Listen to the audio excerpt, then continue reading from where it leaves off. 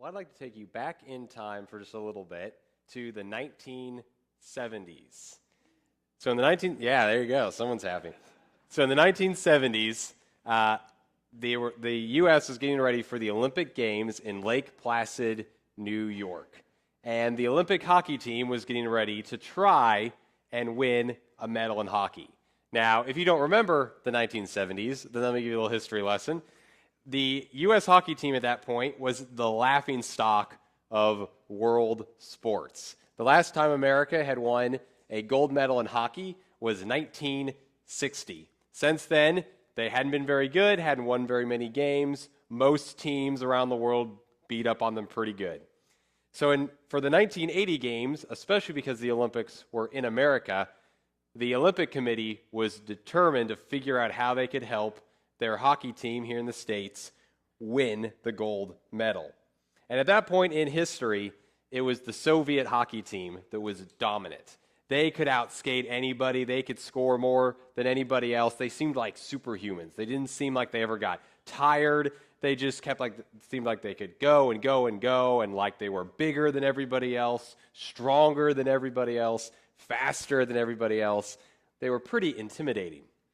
So the U.S. Hockey Committee decided to hire Coach Herb Brooks to coach the Olympic team for the 1980 Olympic Games. And you may be familiar with Herb's story in the movie Miracle that tells about the 1980 Olympic hockey team. And Herb's plan was to coach this team differently than anybody else because he had one simple coaching philosophy, and that was every athlete has greatness in them. You just have to drag it out of them. That was his coaching philosophy. And so during tryouts, he already begun to do something very different than every other coach before him. Usually, they would go through and they would just pick the best hockey players, just the best athletes. They would pick the top however many guys and put them on a hockey team.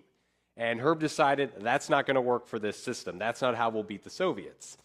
So instead, he watched tryouts for about a day, day and a half, and instead of picking just the best hockey players on the ice, instead, he picked the guys with the right value and character that he needed. He looked for the guys that he could push and push and push. And that's the system he implemented. If you've seen the movie Miracle, then you've kind of seen some moments where you could firsthand witness how Coach Brooks would push his players. He made practices longer and more intense than anybody else had coached these guys before because he knew to win this gold medal, we've got to be better conditioned than the Soviets. We've got to push these guys harder than anybody else to get the greatness out of them because they had their own pride, their own selfishness, and they also had their own rivalries. They all played for competing college teams, and so he had to bring all these rivals and make them play together. So he pushed them harder than anybody else. One example, which they put in the movie Miracle, is after one friendly game of hockey, the guys didn't seem all that interested or concerned with the game. They didn't play very well, didn't try very hard. And so Coach Brooks got them all out on the ice after the game, made them line up on one goal line and sprint to the other side, back and forth, doing sprints on the ice until the guys were collapsing and throwing up. And one of the caretaker for that arena in that other country, started turning off the lights and locking up because he wanted to go home. So he made those guys run for hours to make the point that you're going to fight hard. He was going to get that greatness out of them no matter what it took. And of course, if you've seen the movie, you know it worked. And if you were around in 1980, you know it worked because you saw it live as the U.S. beat the Soviets in the semifinals and then went on to win the gold medal in the 1980 Olympic Games. And here's the thing. The U.S. soccer team after 1980 wasn't so great again. They didn't win another medal until 2002, when guess who got hired to be the coach again? Coach Herb Brooks. He came back and did it a second time. And that similar philosophy that Coach Brooks had of there's greatness in every athlete, you just got to drag it out of them, get it past their own pride and their own selfishness. That's a little bit of what John's going to talk to us about this morning. He knows there's greatness in each of us. It's just got to get pulled out a little bit. So if you want to turn to John chapter 2, verse 3, or go there in your device, that's where we're going to be this morning. And here's how John starts this passage off. He says, we know that we have come to know him if we keep his commands. Whoever says, I know him, but does not do what he commands is a liar, and the truth is not in that person.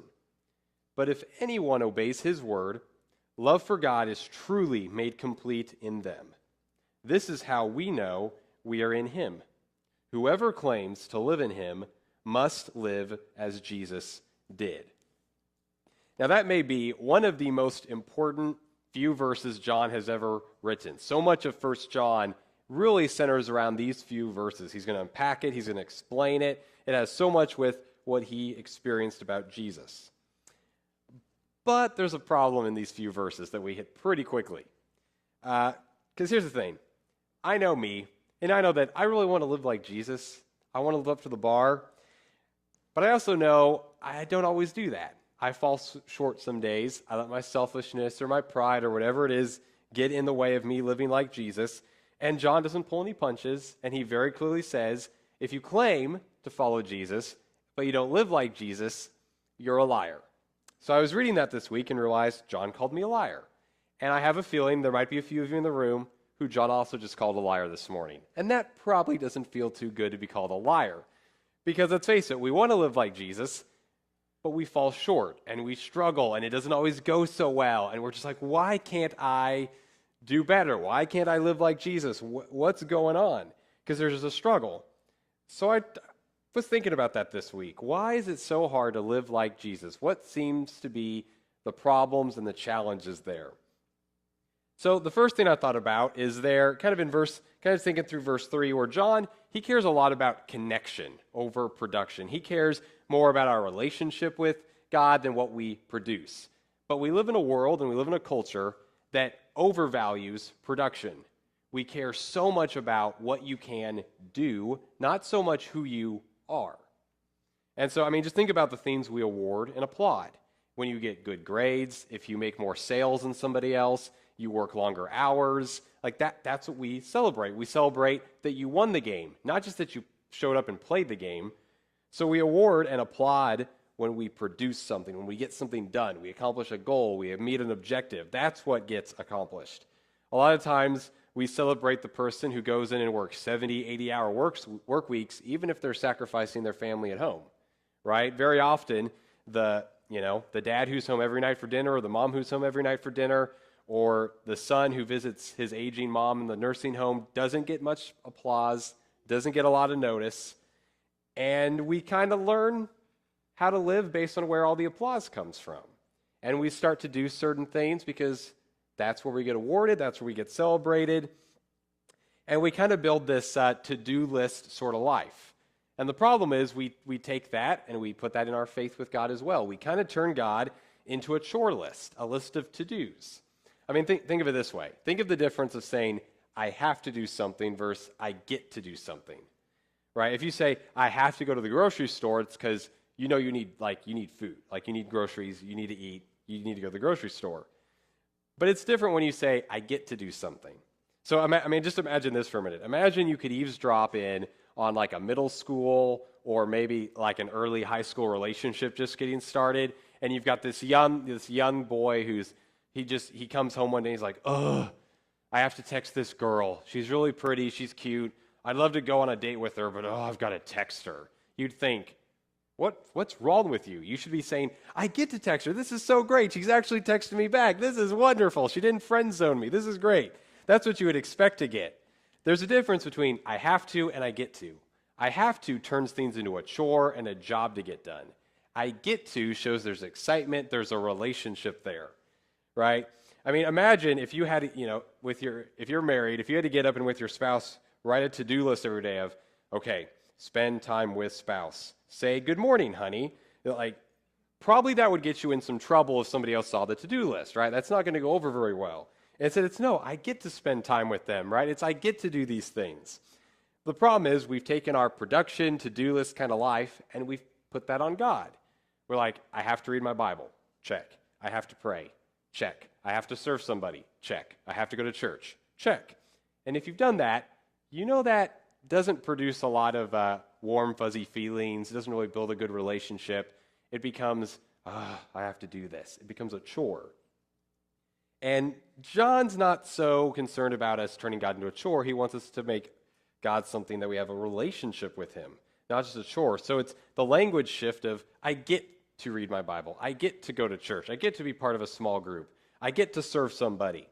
That's kind of the difference that John is trying to make. He's saying what really matters with obedience with God is you get to do these things. You have a relationship, and your obedience flows from your relationship. Your production comes from your connection to God.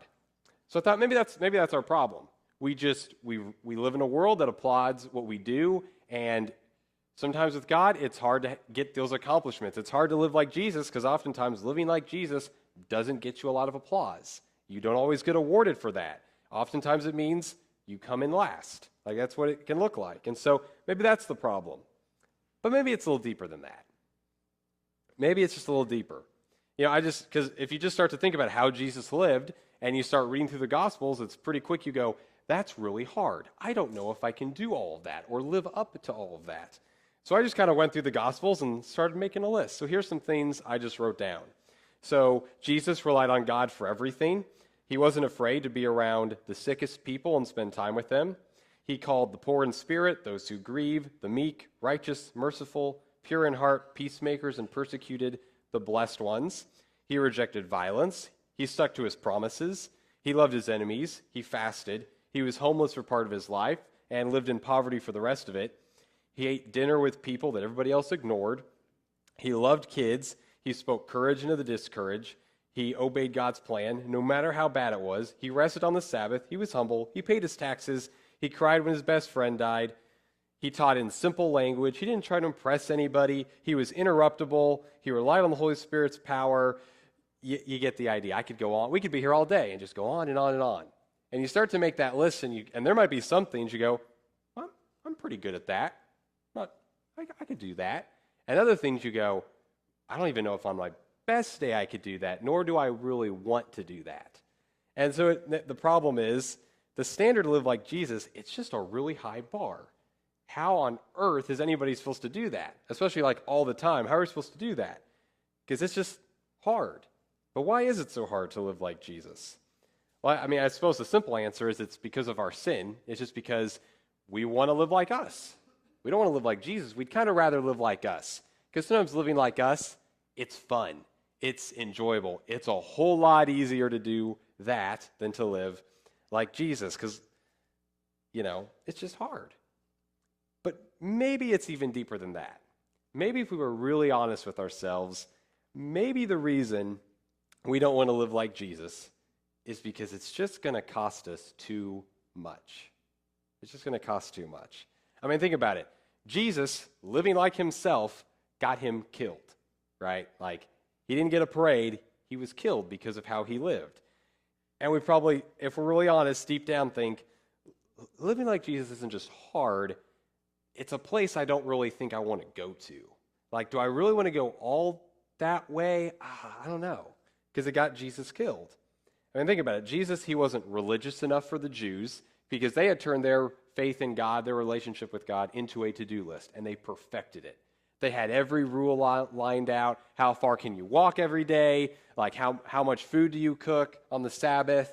Like, every kind of sin, here's exactly how you deal with all. Like, they had it all mapped out. They had the perfect to-do list. And Jesus rebelled against that to-do list because he's like, no, you have a relationship with God. God is not a chore. It's not something you do. It's a person you get to know. So he rebelled against that, and that made them very angry. But on the other hand, he didn't really fit in with the Romans because the Romans, they're used to power and force.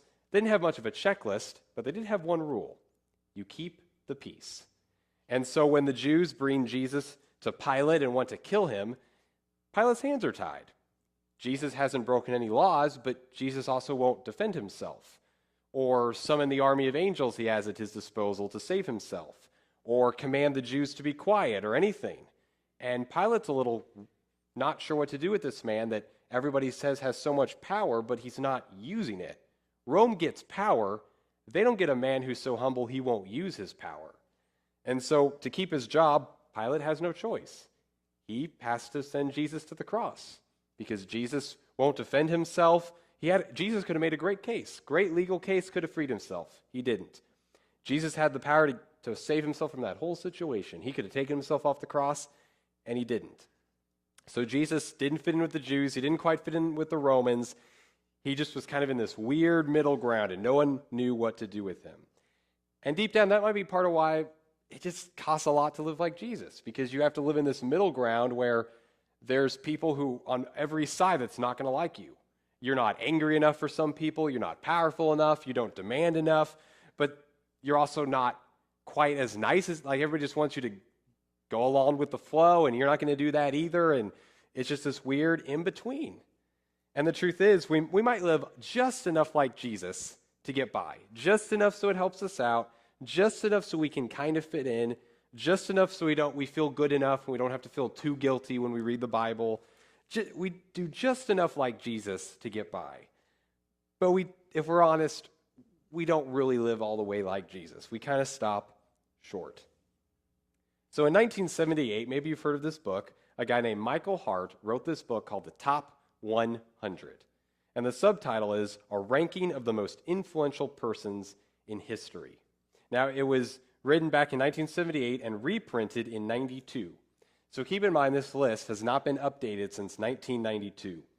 And so just for a minute, just think to yourself, who would your top 10 people be back in 92? Who might you put in your top 10 list? Who might be your number one pick? Now, if you pick Jesus, you're wrong. He didn't put Jesus number one. In fact, he didn't put Jesus number two. He ranked Jesus number 3. And I thought that was interesting. So I actually found where he explained in his book why he put Jesus number 3. So let me read you what Michael Hart says about ranking Jesus. He said, "Now these ideas, which were not a part of the Judaism of Jesus' day, nor of most other religions, are surely among the most remarkable and original ethical ideas ever presented. If they were widely followed, I would have had no hesitation in placing Jesus first in this book. But the truth is that they are not widely followed. In fact, they are not even generally accepted. Most Christians consider the injunction to love your enemy as, at most, an ideal which might be realized in some perfect world, but one which is not a reasonable guide to conduct in the actual world we live in. We do not normally practice it, do not expect others to practice it, and do not teach our children to practice it.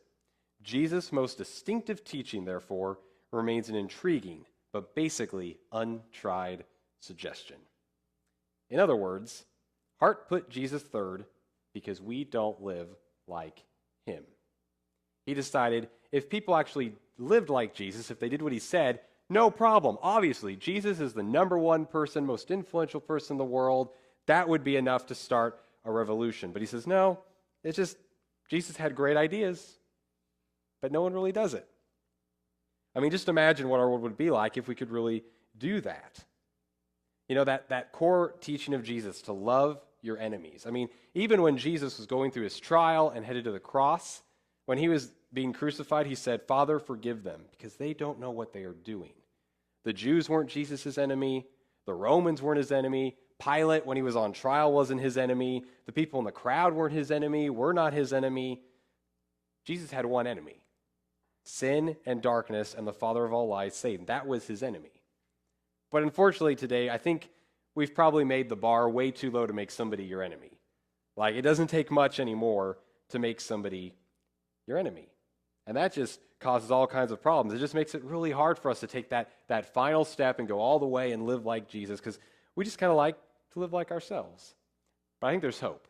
I think John knows we can do it. And here's a clue. He says in verse 7, here's how he writes, "Dear friends, I am not writing you a new commandment, but an old one, which you have had since the beginning. This old command is the message that you have heard. Yet I am writing you a new command. Its truth is seen in him and in you, because the darkness is passing and the true light is already shining." It's an old command because God has always been a God of light and love. Even in all those weird Old Testament passages we don't know what to do with, every law is a picture of God's heart. And when we don't get the law, it's just because there's some piece of history or culture we don't quite understand, and we're missing how God is showing love in that time and that place. But everything God did, so that's why it's an old message. Everything God's done has always been about love. But it's a new command because Jesus came and personified God's love. He put it into action. He walked with us. He showed us exactly what it looks like, and he raised it to a whole new standard. So it's an old command, and it's a new command. But I don't want you to miss this. In verse 8, where he says, I'm writing you a new command, its truth is seen in Jesus, and don't miss this, and in you. In you. John knows that the way people will see this God of light, the God of love, is in us. And he doesn't say, if you work hard enough, you'll get there. He says, no, it's right now in you. You can live like Jesus right now because it's in you.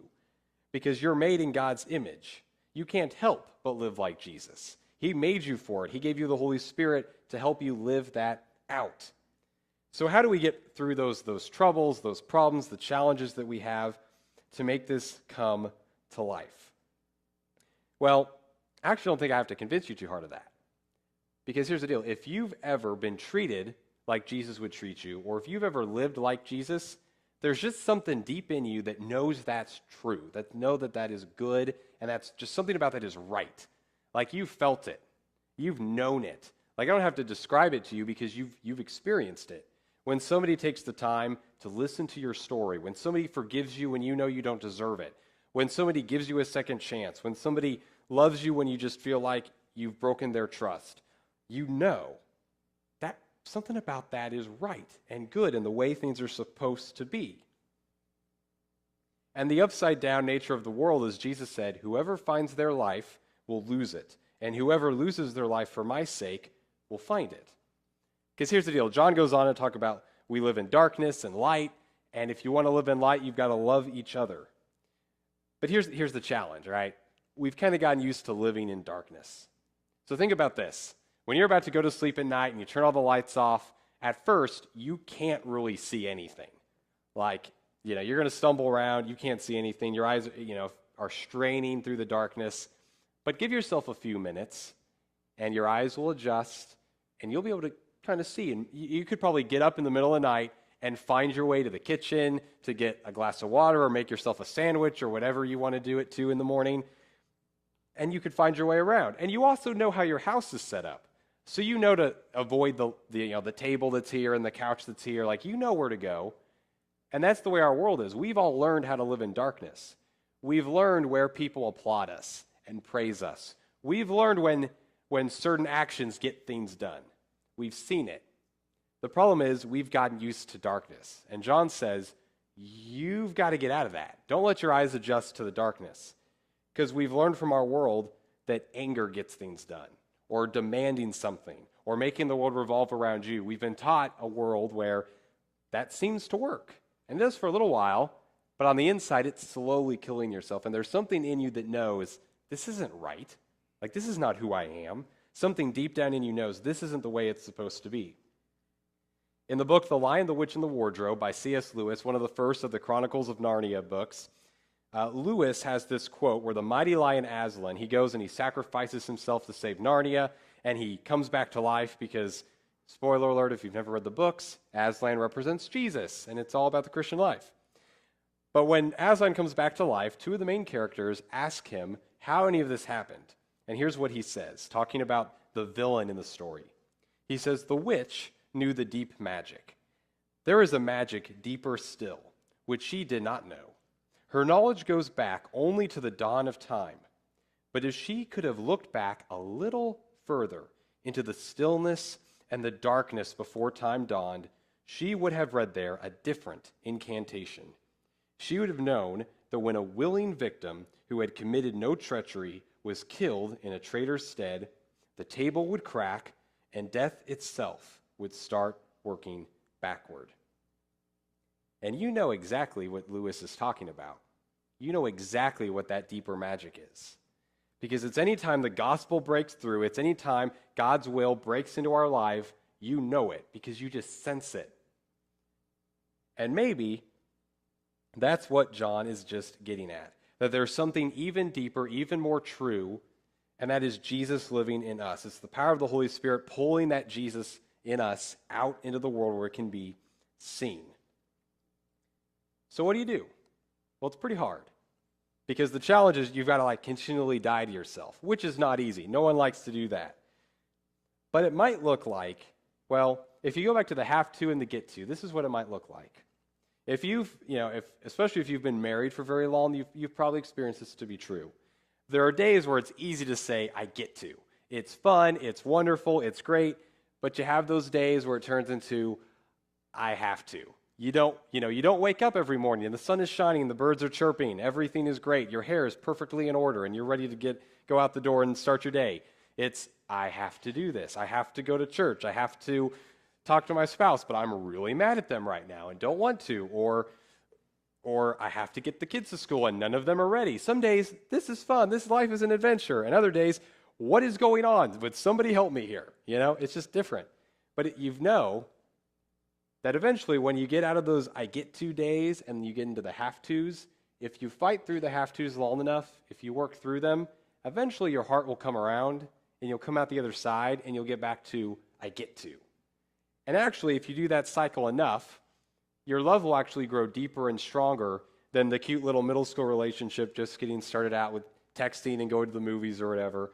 If you go through that cycle long enough, or you do that cycle enough with God or with your friends, you find a relationship that's far deeper than the cutesy little middle school stuff. So here's what you do. You push through the have to days. If you push through the have to days with God, the days where you just feel like, I have to read my Bible. I have to pray. I have to go to church. I have to get to small group. I have to serve somebody. If you push through the have tos, your heart will come around to the get tos. And the Jesus that God created, who lives inside of every one of us, that little part of us that God put inside of us through the Holy Spirit, that's his Son, the image of him in us, it'll come out. And it'll come out stronger than the last time around. So push through those have to moments for the get to moments, because it'll take you somewhere deeper than you've ever been before. I think this is what John sees in us. He knows we can do it, and he knows the world will see that in us, and that will make the difference. Because we live in a world that really they need to see Jesus. They need to see Jesus in us. They need to see, and it might look like you go into work, and instead of telling everybody what to do, you stop and you just listen to your coworkers. Maybe it's just taking the time to hear their story, hear what's going on at home. Maybe it's as simple as letting yourself be interrupted by the homeless guy. Instead of just, here's some money, say, hey, I'm on my way to lunch. You want to come with me?